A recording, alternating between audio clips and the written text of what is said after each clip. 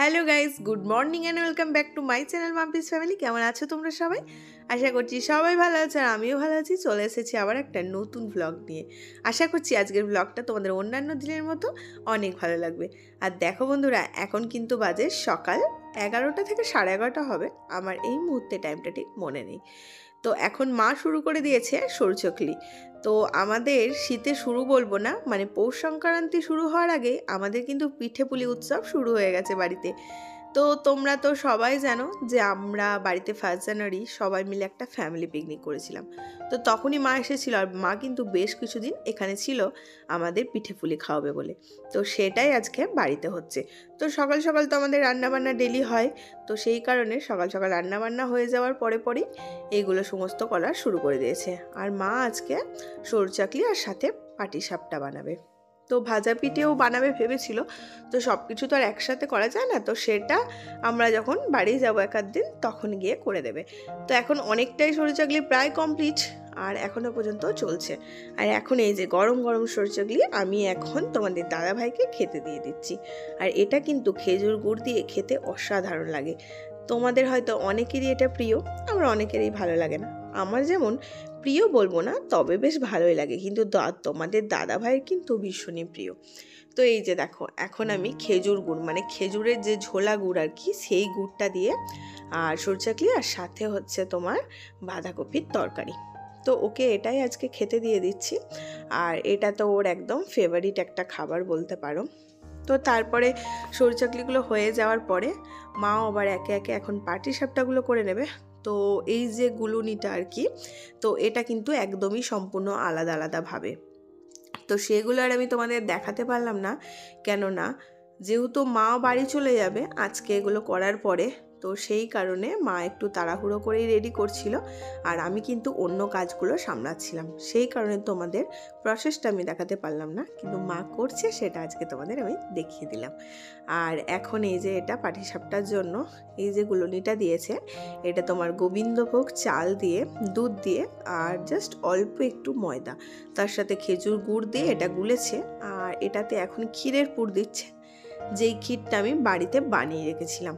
তো আমি বাড়িতে বানিয়ে রেখেছিলাম 2 দিন আগেই, দুধ নিয়ে বানিয়ে রেখেছিলাম। আর এখন একটু দুধ দিয়ে এটা গুলে একটু পাতলা করে নেওয়া হলো। তো এখন এই পাটিসাপটাটা সম্পূর্ণই ঘিয়ে ভাজা হচ্ছে। জানি একটু রিস্ক আছে, কিন্তু সম্পূর্ণ ঘিয়ে যদি না ভাজা হয় এটার মেন টেস্টটাই আসবে না। তো এই যে মা দেখো এখন একটা একটা করে পাটিসাপটাগুলো করছে। আর পাটিসাপটা কিন্তু আমার আবার ভীষণই ফেভারিট। তোমাদের দাদা ভাইয়ের যেমন সরু চাকলিটা ফেভারিট, সেরকম আমার পাটিসাপটাটা। তো এই করতে করতে সারা দুপুরটা তো কেটে গেল।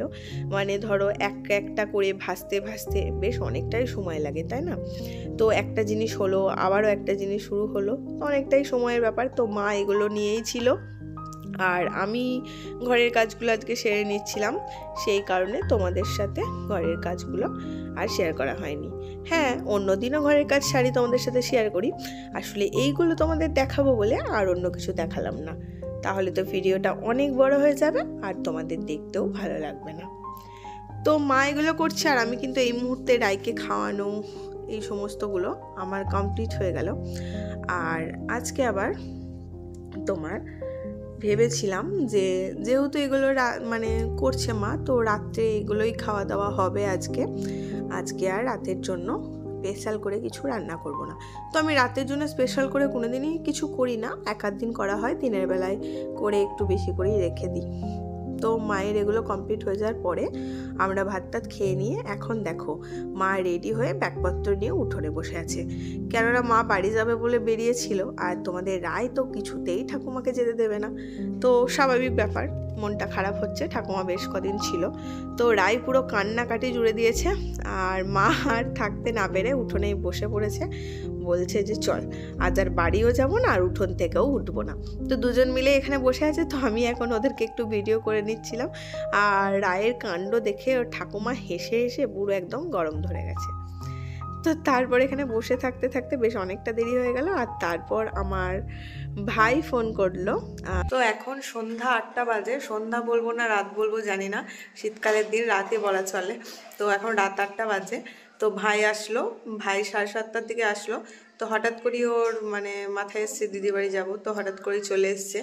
আর আসার একটা কারণও আছে, সেটা হলো মা যেহেতু ফার্স্ট জার্নিতে এখানে এসেছিলো, মা এখানেই আছে, মা মানে আমার শাশুড়ি মার কথা বলছি।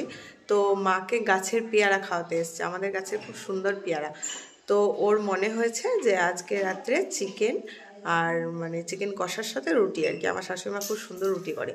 তো ও চিকেন নিয়ে চলে এসছে এই রাত্রেবেলায়। তো এখন চিকেন কষা বানাবো। আর ভাই গেছে চিকেনটা ধুতে,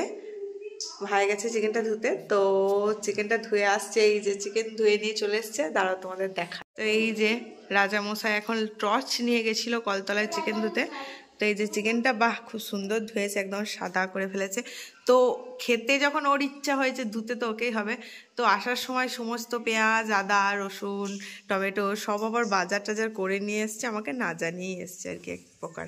তো চলো, এই যে দেখো আমাদের গাছের পেয়ারা, কি সুন্দর পেয়ারাগুলো দেখেছো, একদম পুরো ডাসানো পেয়ারা যেটাকে বলে। তো গাছ থেকে পুরো একদম পেড়ে নিয়ে এসছে, মানে মা নিয়ে যাবে কালকে বাড়ি, তো তার জন্য নিয়ে এসছে।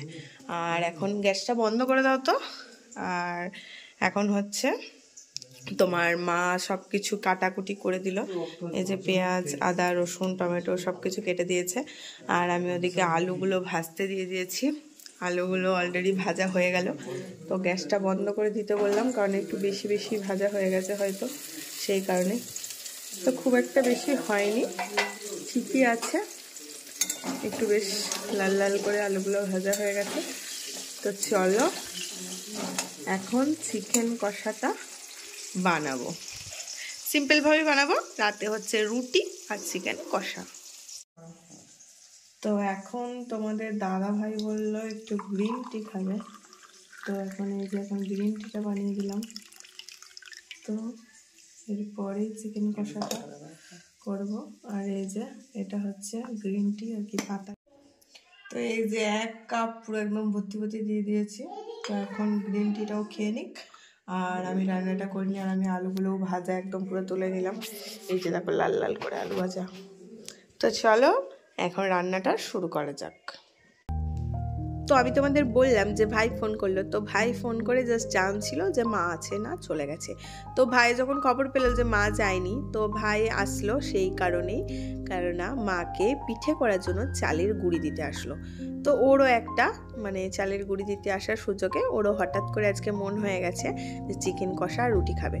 আর রায়ের ঠাকুমা কিন্তু ভীষণই সুন্দর রুটি করে, সেই কারণে মায়ের হাতের রুটি আর আমার হাতে চিকেন কষা, সেই আবদারে ভাই সন্ধ্যাবেলায় হঠাৎ করেই চিকেন নিয়ে আসলো, কোনোরকম কোনো প্ল্যানিং ছিল না।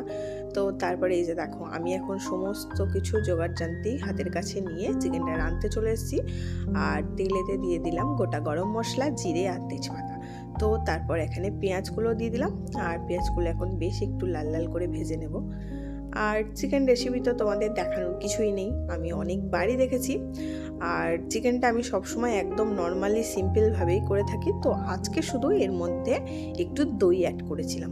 তো চিকেন কষাটা কিন্তু রুটির সাথে দারুণই লাগে। আর আমি যেহেতু ভাতের সাথে খেয়েছিলাম, তো দই যেহেতু দিয়েছিলাম, আর দইটা না মিষ্টির দোকানের দই, তো আমলের দই ছিল না, তো খুব একটা মানে টক ছিল না, একটু টক মিষ্টি ভাব ছিল, সেই কারণে আমার ভাতের সাথে কেমন জানি একটুখানি মিষ্টি মিষ্টি লাগছিল, কিন্তু রুটির সাথে কিন্তু বেশ ভালো লাগছিল। আর আমি যেহেতু ঝাল খাই না, মানে খুব অল্প পরিমাণে খাই, তো খুব একটা ভয়ে ভয়ে ঝালও দিতে পারছি না, কেননা আবার প্রচুর পরিমাণে ঝাল হয়ে গেলে আবার তখন আমি নিজেই খেতে পারবো না। তো এদিকে দেখো মশলাটা পেস্ট করতে চলে এসেছি। আর আমি সব কিছুতে একসাথে দিয়ে দিলাম, আদা, রসুন, টমেটো তোমরা দেখলে। তো মশলাটা পেস্ট হয়ে গেছে, এখন পেঁয়াজগুলোও ভাজা হয়ে গেছে। তো এখন মশলাটা দিয়ে পেঁয়াজগুলোর সাথে আমি বেশ ভালো করে কষিয়ে নেব। আর আজকে চিকেনটা করতে না অনেকটাই সময় লেগেছিল, একদম পুরো কষাতে কষাতে অনেকটা টাইম হয়ে গেছিলো। আর সকাল থেকে মানে কোনো রকমই কোনো প্রিপারেশন ছিল না যে রাতে চিকেন টিকেন হবে, কারণ আমি তো আর জানতামই না যে ভাই হঠাৎ করে চিকেন নিয়ে আসবে। তো হঠাৎ করে আনলো বলে রান্নাটাও মানে সরু চাকলি, পাটিসাপটা এগুলো করেছিল, তো সেগুলো আজকে খাওয়া কিছু কিছু করে খাওয়া হয়েছে সন্ধ্যাবেলায়। তো এখন এই যে চিকেনটা করছি, রাত্রে আবার রুটি হবে। আর এখন দেখো মশলাটা কষানোর সময় আমি একটুখানি লবণ, হলুদ এই সমস্তগুলো দিয়ে দিচ্ছি, আর মশলাটা বেশ ভালোভাবে কিন্তু কষিয়ে নিচ্ছি। আর তারপরে যে তোমাদের বললাম যে একটু দই অ্যাড করেছিলাম, তো সেই দইটাকে একটু বেশ ভালো করে ফেটিয়ে নিচ্ছি। আর দইটা যে কন্টেনারে ছিল তো সেটার মধ্যেই করে নিলাম, আলাদা করে আর কোনো বাটি নিলাম না। তো এখন এই যে দইটা দিয়ে দিলাম মশলার সাথে, আর একটুখানি বাটিটা জল ধুয়ে সেই জলটাও একটু দিয়ে দিলাম। আর দই দিয়ে আমি খুব একটা রাঁধি না, আমি ওই আদা রসুন পেঁয়াজ এই সমস্ত দিয়ে রান্না করি। আর আজকে জিরে গুঁড়োটা অ্যাড করিনি, কারণটা হচ্ছে জিরেটা গোটা জিরে, আমাদের জিরেটা পেস্ট করা ছিল না, গোড়ানো ছিল না, তো সেই কারণে জিরেটা আর অ্যাড করিনি। আর যেহেতু মশলাটা আমি এখন কষাতে দিয়েছি, তো সেই ফাঁকে এই যে টুকটাক বাসন কটা বেরিয়েছিল, তো সেগুলোই আমি এখন ধুয়ে নিচ্ছি। তারপর হচ্ছে তোমাদের দাদাভাই যে স্কুলে টিফিন নিয়ে গেছিলো, তো সেগুলোও তোমার টুকটাক বেরিয়েছিল, তো সেগুলোও আমি এখন ধুয়ে নিচ্ছি। আর এমনি সন্ধ্যাবেলায় না টুকটাক বাসন আমার বেশ হয়, মানে চায়ের বাসন, তারপর তোমার যেদিন রান্না থাকে সেদিন তো বাসন অনেকটাই বেরোয়, কিন্তু চায়ের বাসন হয়, রাইকে দুধ খাওয়াই, দুধ জাল দিই, এই সমস্ত টুকটাক করে বেশ অনেক কটাই বাসন হয়ে যায়। তো সেগুলোই দেখলাম ফেলে রেখে লাভ নেই, রাতের মধ্যে আরও অনেক বাসন জমা হতে লাগবে, তো সেই কারণেই বাসন কটা একটু ঝটপট করে ধুয়ে নিলাম। আর এই শীতের দিনে মানে জলে হাত দিতে তো পুরো একদম চমকে উঠি, কিন্তু কাজ করতে করতে আবার যেন ঠান্ডাটা কিছু মনেই হয় না। এখন দেখো সোয়েটার পরিও নি, মানে এখন আর কোনো কিছু মনে হচ্ছে না কাজ করতে করতে। আর যেহেতু গ্যাসের সামনে আছি তো ঠান্ডা লাগছে না, বেশ ভালোই লাগছে, মানে ওয়েদারটা নর্মালি লাগছে। তো তারপর এসে দেখলাম মশলাটা কষানো হয়ে গেছে, আর মশলার মধ্যে এখন আমি চিকেনগুলোকে সব দিয়ে দিলাম। আর আজকে চিকেনটা ভাই বেশ ভালোই ধুয়েছিল, খুব একটা খারাপ ধোয়নি। আর আজকে যেহেতু দই দিয়েছিলাম, তো আমার কিন্তু চিকেনটা খুব একটা কালার আসেনি। এবার মানে ক্যামেরাতে যতটা সাদা সাদা লাগছে ততটাও না, কিন্তু খুব একটা কালারও আসেনি। আবার কাশ্মীরি লঙ্কাও যে একটু দেবো, তো সেটাও আজকে দেখলাম শেষ হয়ে গেছিলো। তো তারপরে আবারও চিকেনগুলো দিয়ে একটু নাড়িয়ে দিলাম, আবার চাপা দিয়ে দিলাম। আর এই সময় আমি এই যে দেখো বাসনগুলোকে সমস্ত মেলে দিচ্ছি। আর এখন আমি এই ছোট্ট ঝুড়িটা ইউজ করছি, কেননা আমার একটা স্টিলের বাসন মেলা ঝুড়ি আছে, তোমরা দেখেছো, সেটা না সাইজে অনেকটাই বড়। যখন এই দেখেছি ছোটোখাটো বাসনগুলো লাগে, তখন আর ওটাকে আমি বের করি না, তখন এই ছোটো এই যে একটা প্লাস্টিকের যেটা নিয়েছি, তো এর মধ্যেই দিয়ে থাকি। তো এখন চিকেনটা বেশ ভালোভাবেই দেখছি কষানো হয়ে গেছে।